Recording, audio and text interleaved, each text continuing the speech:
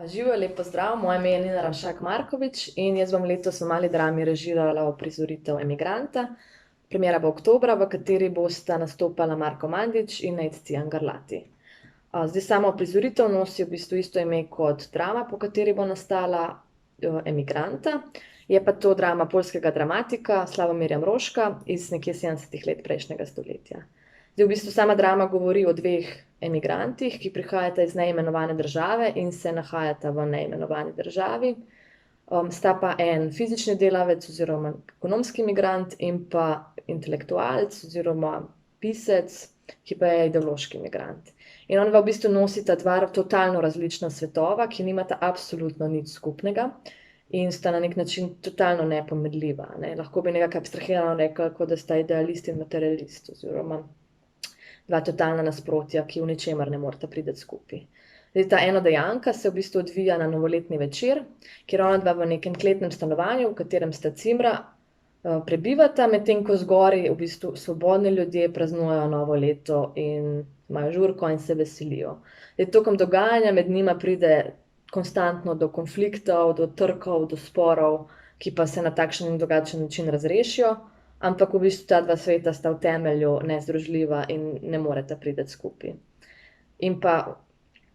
skozi v bistvu odnos nekako spoznavamo njuna življenja, njune zgodbe, njune pozicije in poglede na svet. Zdaj, kar je nekako meni osebno tudi zanimivo zelo v bistvu v sami drami, kar smo mi tudi ohranili v uprizoritvi,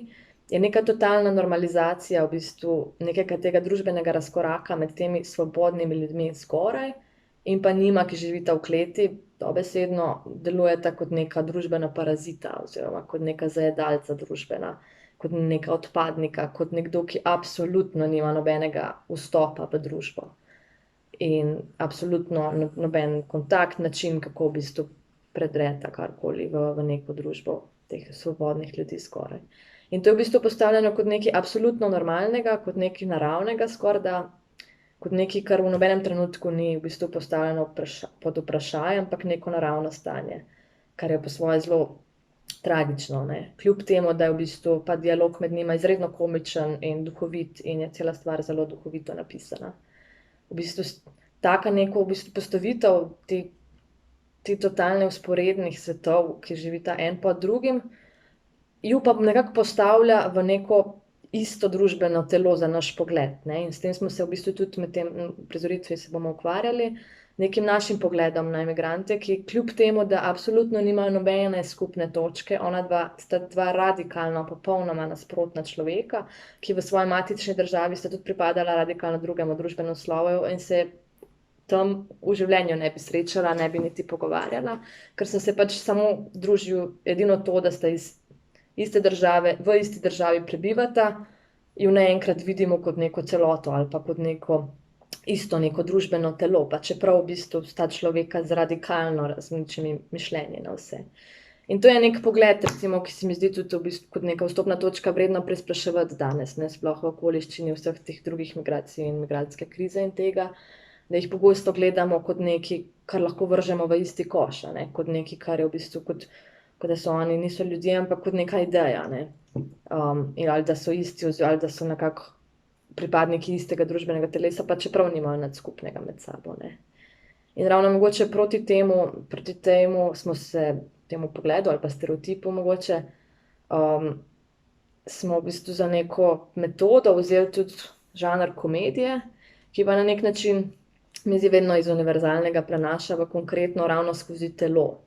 In v bistvu s tem, da sta onadva prikazana fizično, meseno, človeško, komično tudi, ampak skozi njune telesa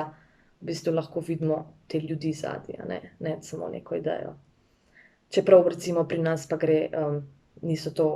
ti emigranti, kakor je migrantska kriza, gre za bolj neko klasično zgodbo gastarbajterja, ki ima to iluzijo, da se bo vedno vrnil, ko bo zaslužil dovolj denarja, da se bo vrnil v svojo matično državo in s tem v bistvu vstopil v neko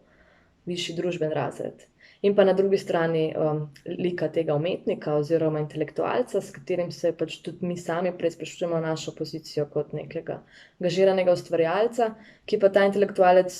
vidi tega drugega samo kot objekt, o katerem bo napisal knjigo in tako vstopil v neko družbo, družbeni razred višji in to bo njegova vstopna točka, ne.